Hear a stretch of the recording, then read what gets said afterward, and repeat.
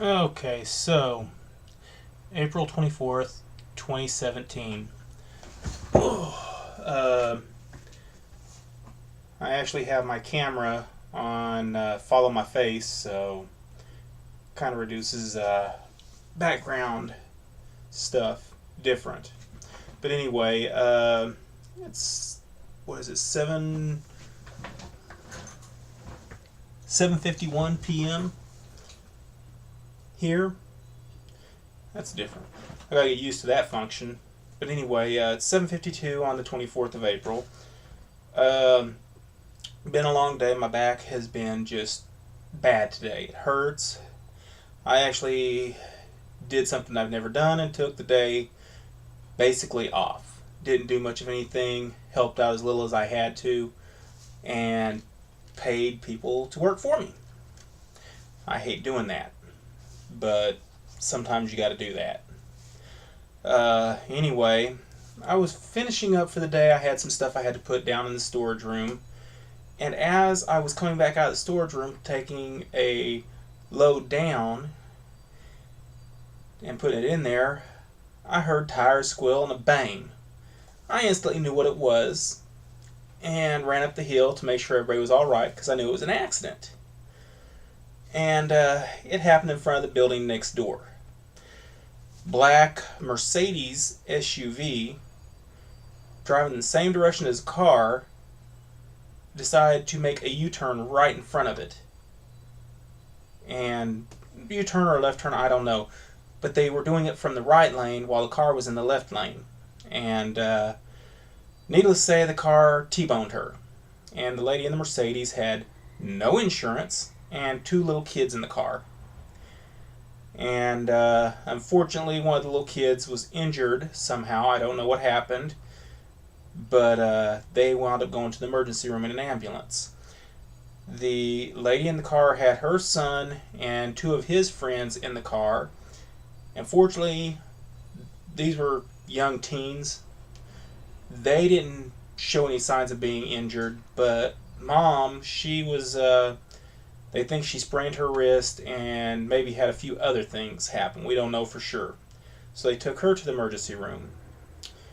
The lady in the SUV with no insurance started trying to say it was the lady in the car's fault so that she wasn't found at fault. Well, number one, she was either making a U-turn or turning left illegally. Either way, it doesn't matter because she was doing it. So they wound up giving her a ticket. But what the lady in the SUV didn't know is that this building has security cameras. And one camera actually picks up barely where the accident happened. So when the lady in the SUV was trying to blame it on the car and say it was tell the lady in the car it was her own fault, when she walked away, I told the lady in the car that we had security cameras and one of them most likely caught it. So when the police got there and everything and wound up, they wanted to view the security cameras. So pulled it up, and sure enough, the lady in the SUV was lying. It was her fault. I mean, she was just lying the whole way around about it. She said she was in the inside lane when she was in the outside lane, and showed her just driving along, straddling the lanes. So she really screwed herself big time. I don't know what all they're going to give her, but hopefully the young kid that went to the emergency room, I pray they're okay and nothing serious. Thankfully, nobody else appears to have been hurt than what they say was. But it's aggravating seeing stuff like that. And then this guy in this pickup truck, one of the ambulances that was responding, he tried to cut the ambulance off so he'd get around the accident scene before the ambulance blocked it off. And I was like, what the I immediately stepped out there and I stopped him. I made him wait for the ambulance because that takes me off to no end. I mean, Do I always stop if there's an ambulance driving down the road and while I'm driving down it? No. I'll slow down and pull to the right, but I don't stop. I make sure I'm not blocking them from getting where they need to go. And if I happen to be on foot and I see an ambulance coming and I'm like right there at an intersection, I will actually make sure traffic gets stopped. I will actually run out to the intersection as safe as possible and stop traffic so the ambulance can get through. It's just the way I work. I mean, people can be so stupid. Anyway, the guy in the truck, later on he's driving by after everything's settled and gone, and the only one there is a cop waiting on a tow truck, and he hollers at me and shoots me the bird. I'm like, whatever, dude. It ain't gonna hurt me. I mean, I've had far, far worse than somebody shoot me the bird, you know. Heck, I've been jumped from behind, knocked to the ground, and stomped on, and everything else. And it does not bother me, you know. Okay, you got me, you got the drop. But guess what? Payback's a you-know-what. And it's just one of those things. So I just left it alone. Beyond that, today really was a messed up day. Tomorrow, I'll be back to work, and I have 2 apartments I got to hang blinds on. One of them I've got some people coming to do the cleanup on. Thank God, because I hate cleaning. They're going to clean it up and get it ready for the new tenant. I'm going to go ahead and get the blinds hung up, and then I'm done with that apartment. Then I get in the range of $250 for that job, and I'll probably drop it down to $200. And for the apartment upstairs, over here, once I finish caulking around the tub and getting the blinds up, and the few other miscellaneous things I have to do, I'll get probably around $250, maybe $275. Because I need that money bad. Just sucks being broke. And speaking of which, I need to check my PayPal account and see if that reimbursement I was supposed to get has hit. Let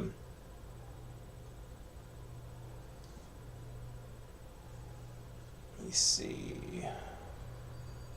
Nope, wrong letter.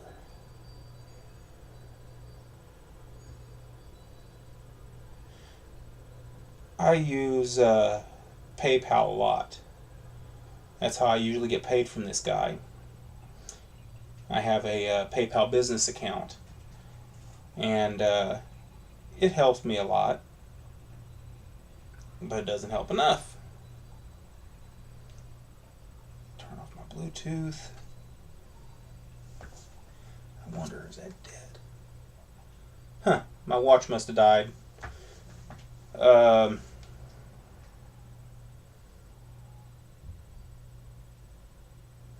There it goes. It would be nice if that hit.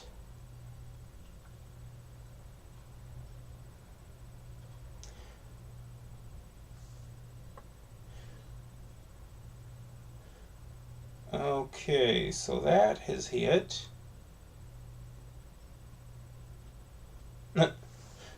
Okay, part of my money has been has hit.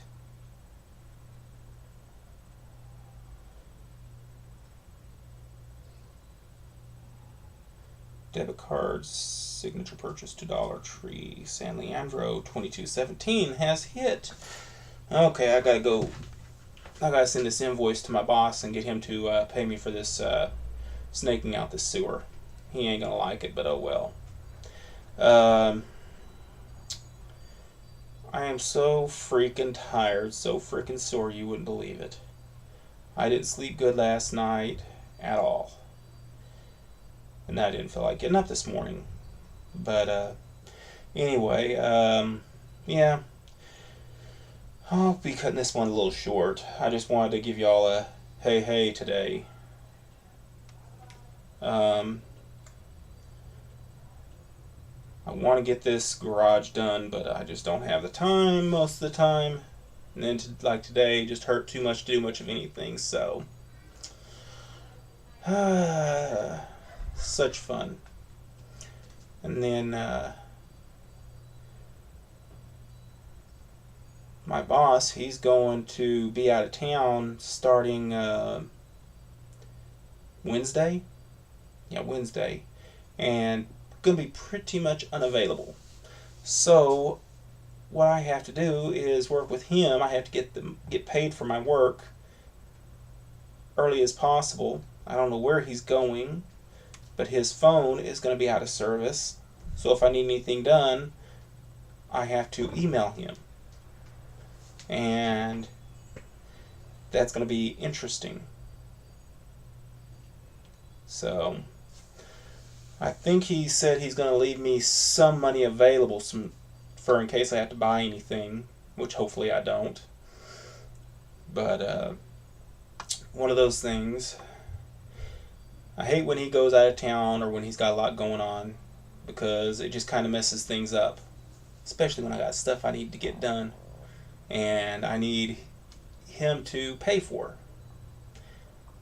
And normally what I'll do is, if I have enough money available to pay for whatever it is, I'll pay for it and he just reimburses me. So, but unfortunately I'm like totally broke right now. Even after I get paid for this work that I'm doing in these 2 apartments, I'm still broke. Because it's gone as soon as it comes in. I got $250 going out for rent. I've got what was it, $70 for my electric bill. So, and I got a few other things I got to do. Oh, I got to pay my insurance because my car insurance is coming up due. Actually, it's past due right now by a day or two, because they come to find out there was a form they had sent me that I'd never gotten that they needed me to fill out and send back. And they canceled my insurance because of it. And they did it while the van was broke down. So I had to get that straightened out. And then I had to call them, make the payment and a reinstatement fee and all this BS. And took care of that. So it dropped back from like the 6th that was due to the 21st or something like that. And I got a letter from them in an email, and I'm just waiting on that to see what happens there, because after I get paid I gotta pay them, and I don't feel like it. I hate spending money. Oh well, what can you do? I want to put my speaker box. I got a nice set of speakers for my van. Actually, I got them for the car I had before I had the van, and it fit it perfectly. And I was gonna put it in the van. I put it in the very back, but I didn't like what it was doing, how it was fitting, so I never hooked it up, and I wound up taking it back out. And thankfully I did, because if it had been in the van when this idiot broke into my van last July, he probably would have taken them.